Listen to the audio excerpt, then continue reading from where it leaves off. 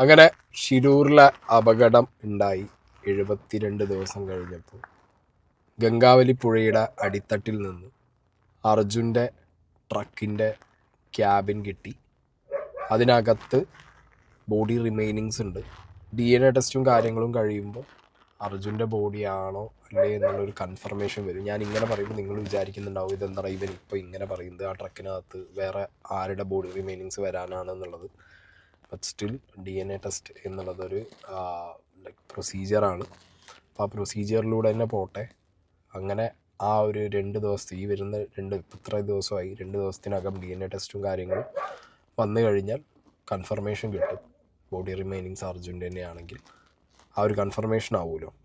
So finally അങ്ങോട്ടും ഇങ്ങോട്ടുമുള്ള blame games, okay, Karnataka government, Manaf, media, Kerala government, അങ്ങനെ ടോട്ടലി അങ്ങോട്ടും ഇങ്ങോട്ടും ഉള്ളൊരു ബ്ലെയിം ഗെയിം നടന്നെങ്കിലും ഇപ്പോൾ ഫൈനലി ഒരു റിസൾട്ട് ഉണ്ടായിരിക്കുകയാണ്. ആൻഡ് ഈ ഒരു റിസൾട്ടിൽ തീരണമില്ല. ഇനിയും 2 പേരുടെ ബോഡി അവിടെ റിക്കവർ ചെയ്യാനുണ്ട്. സോ ഡെഫിനറ്റ്ലി അവർ ഈ ദൗത്യം ഇനിയും മുന്നോട്ട് കൊണ്ടുപോകും. ഒരു അർജുൻ്റെ ബോഡി, ട്രക്ക്, കാര്യങ്ങൾ കിട്ടി എന്നുള്ളതിൽ അവർ ഈ ദൗത്യം നിർത്താൻ പോകുന്നില്ല എന്നാണ് എൻ്റെ ഒരു പ്രതീക്ഷ. സോ ബാക്കിയുള്ളവരുടെയും കൂടിയും ബോഡി റിമൈനിങ്സും കാര്യങ്ങളും ഒക്കെ കണ്ടെത്താൻ സാധിക്കട്ടെ. ഓക്കെ. സോ ആദ്യം ഈ ഒരു ട്രക്കിൻ്റെ ക്യാബിൻ ഇവർ ഹുക്ക് ചെയ്ത് പുറത്ത് എടുത്ത സമയത്ത് തന്നെ മനാഫ് കൺഫേം ആക്കി അത് മനാഫിൻ്റെ ട്രക്ക് തന്നെയാണ്. ഓക്കെ, ആ ഒരു വിഷ്വലിലേക്ക് നമുക്ക് പോവാം. നമ്മളതാണ് നമ്മളതാ. അർജുന്റെ ലോറി കണ്ടെത്തിയിരിക്കുന്നു. മനാഫ് അക്കാര്യത്തിൽ സ്ഥിരീകരണം വരുത്തിയിരിക്കുന്നു. ലോറി തന്റേത് തന്നെയെന്ന്. ഉള്ളിൽ അർജുനുണ്ട്.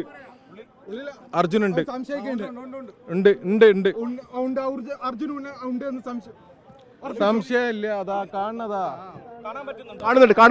ഉണ്ട് അർജുനുണ്ട്. അർജുൻ ഓടിച്ച ലോറിയാണ് എന്ന് സ്ഥിരീകരിച്ചു. അർജുന്റെ ലോറിയാണ്, അതിൻ്റെ ഉള്ളിൽ അർജുനും ഉണ്ട്. നമ്മളിത് എത്രയോ കാലമായിട്ട് എല്ലാവരോടും പറയുന്നുണ്ട് ആ വണ്ടിൻ്റെ ഉള്ളിൽ അർജുനുണ്ട്, വണ്ടിൻ്റെ ഉള്ളിൽ നിന്ന് എവിടെയും പോകില്ല അർജുന്. എത്രയോ പ്രാവശ്യം എല്ലാവരോടും പറഞ്ഞാണ്, ആർക്കും വിശ്വാസം വന്നില്ലേനും. ഇനി നോക്കിക്കോളി, അതിൻ്റെ ഉള്ളിൽ അർജുനുണ്ട്, നമ്മളെ ലോറിയാണത്. അർജുൻ ഉൾപ്പെടെ നമ്മളതാണ്. ഓക്കെ, അപ്പോൾ മനാഫ് സ്പോട്ടിൽ കൺഫേം ചെയ്തു. ഹുക്ക് ചെയ്ത് ലോറിയുടെ ക്യാബിൻ വെള്ളത്തിൻ്റെ പുറത്ത് വന്നപ്പോൾ തന്നെ മനാഫ് പറഞ്ഞു അത് എൻ്റെ ലോറിയാണ്, അതിനകത്ത് ക്യാബിനകത്ത് ആളും കാണും. ഓക്കെ, പറഞ്ഞ പോലെ തന്നെ ബോഡി റിമൈനിങ്സ് ക്യാബിനകത്ത് ഉണ്ടായിരുന്നു. ഇപ്പോൾ എക്സാമിനേഷനും കാര്യങ്ങളൊക്കെ ആയിട്ട് കൊണ്ടുപോയി. ചിലർ ന്യൂസിലൊക്കെ ചില പോർഷനിൽ ഞാൻ കാണുന്നുണ്ട് DNA ടെസ്റ്റ് വേണ്ട എന്ന് കുടുംബം പറഞ്ഞു എന്നൊക്കെ. ബട്ട് എനിക്ക് തോന്നുന്നില്ല. Procedures will be the same for every one. അതങ്ങനെ മാറ്റം വരുമൊന്നുമില്ല. എന്താണെങ്കിലും DNA ടെസ്റ്റും കാര്യങ്ങളും നടത്താതെ ബോഡി വിട്ടു കൊടുക്കുമോ എന്നുള്ളത് എനിക്കറിയില്ല. ബട്ട് നടക്കാൻ സാധ്യത കുറവാണ്. എന്നാലും 2 ദിവസം കഴിഞ്ഞിട്ടേ ബോഡി റിമൈനിങ്സ് കിട്ടും. ഇന്നലെയോ മിനിഞ്ഞാന്നുമായിട്ട് ഞാനൊരു ക്ലിപ്പ് കണ്ടിട്ടുണ്ടായിരുന്നു.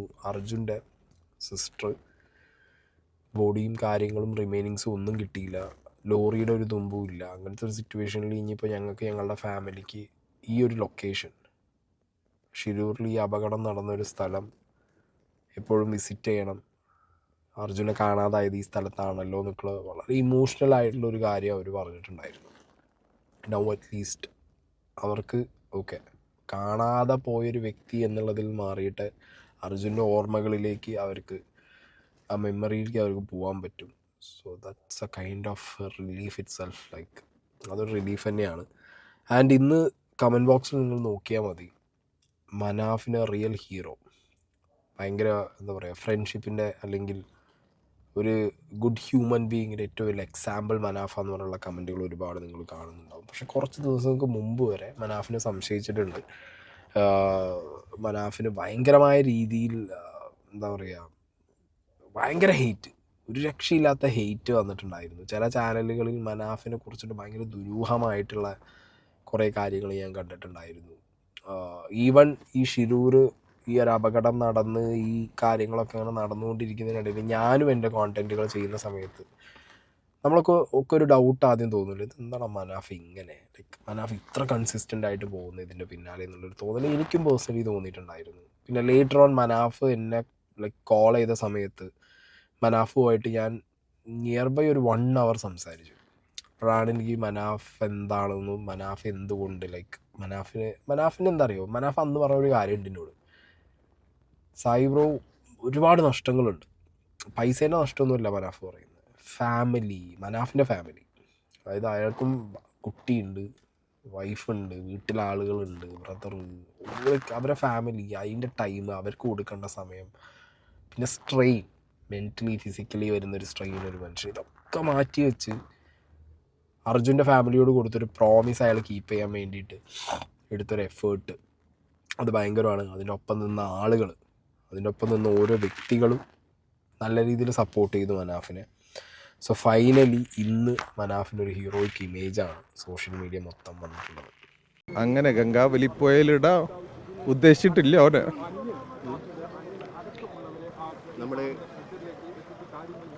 ഞാൻ അപ്പോളേ പറഞ്ഞു ലോറിക്ക് അധികം പരിക്കുണ്ടാവില്ല, ക്യാബിന് അധികം പരിക്കുണ്ട്, ചിന്നിച്ചിതറൂല.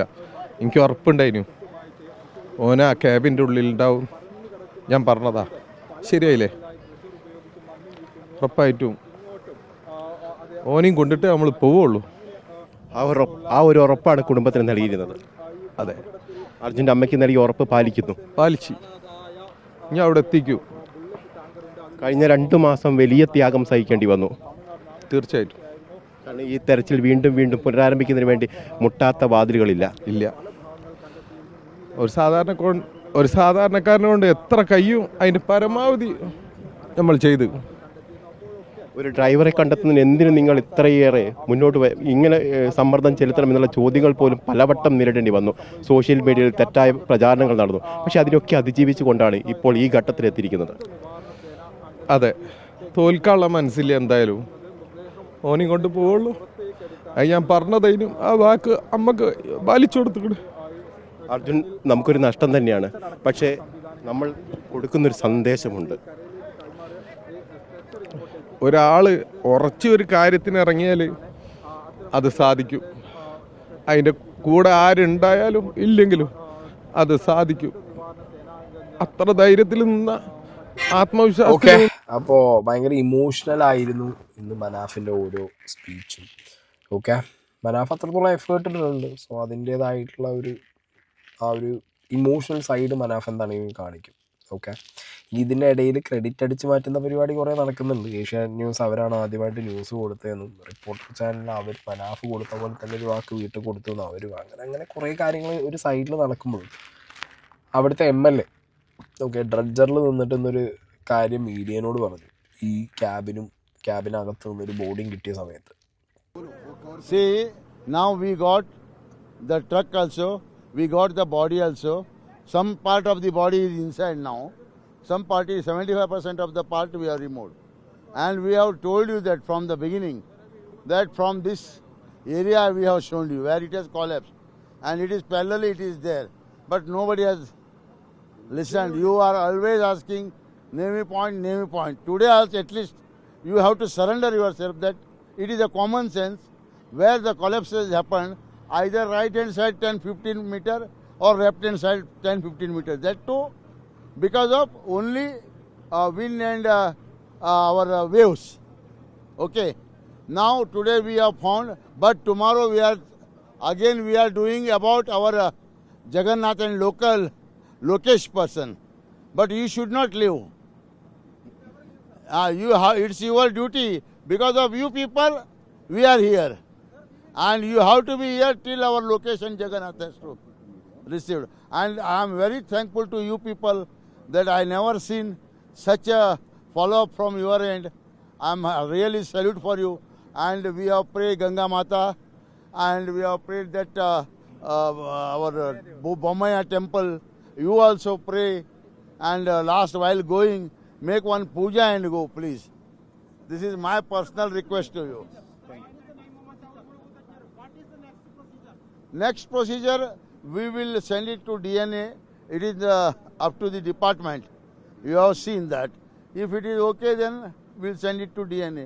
And thereafter, from tomorrow, we will start our Jagannath and Lokesh people to search on that. And remaining part of this lorry? Mangalore, yeah. If that is... okay, അപ്പോൾ എന്താണെങ്കിലും അവിടുത്തെ MLA ആള് ഭയങ്കര പ്രൗഡായിട്ടാണ് പറഞ്ഞത്.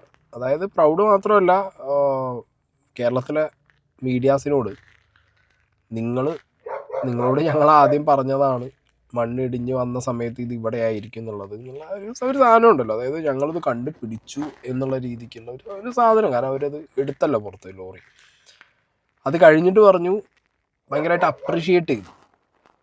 നിങ്ങളെ ഇത്ര വലിയൊരു ഫോളോ അപ്പ് നിങ്ങൾ ചെയ്തു, ഇതിൻ്റെ പിന്നാലെ നിങ്ങൾ വന്നു, അതുകൊണ്ടാണ് ഞങ്ങൾ ഇന്നിവിടെ. അത് ആക്ച്വലി കറക്റ്റല്ലേ? കറക്റ്റാണ്.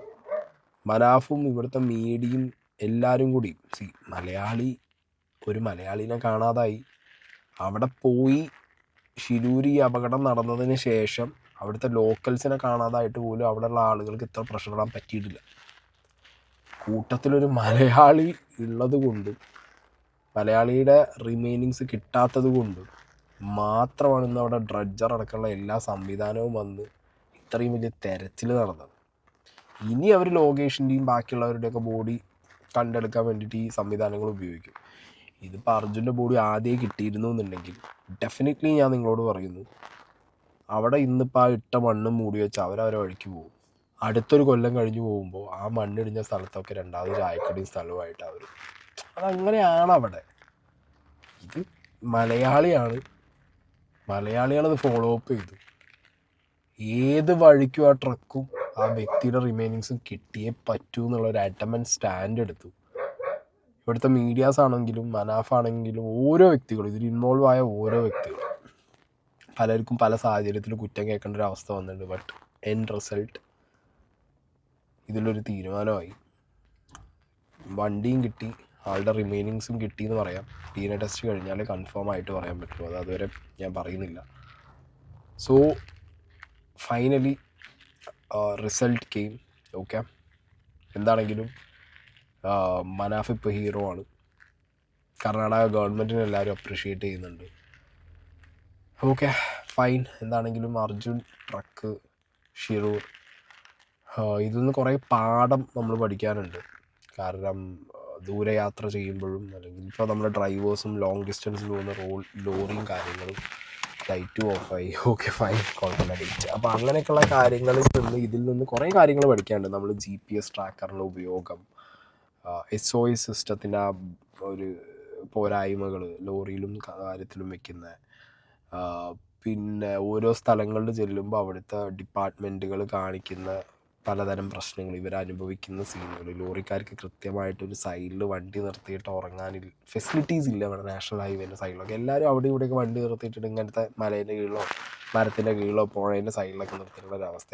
ഇവർക്ക് പ്രോപ്പറായിട്ട് ഈ ലോങ് ഡിസ്റ്റൻസ് ഇൻട്രസ്റ്റേറ്റ് ഓടുന്ന വണ്ടികൾക്കൊന്നും വിശ്രമ കേന്ദ്രങ്ങളില്ല. സോ അതിൻ്റെയൊക്കെ കുറേ കാര്യങ്ങളിൽ നിന്ന് പഠിക്കാനുണ്ട്. ഈ ഒരൊറ്റ അപകടവും ഈ ഒരു കാര്യത്തിൽ നിന്ന് നിയമപരമായിട്ട് തന്നെ കുറേ മാറ്റങ്ങൾ കൊണ്ടുവരാൻ പറ്റും, കൃത്യമായിട്ട് ഇടപെട്ട് പ്രഷർ ഇട്ട് കഴിഞ്ഞാൽ.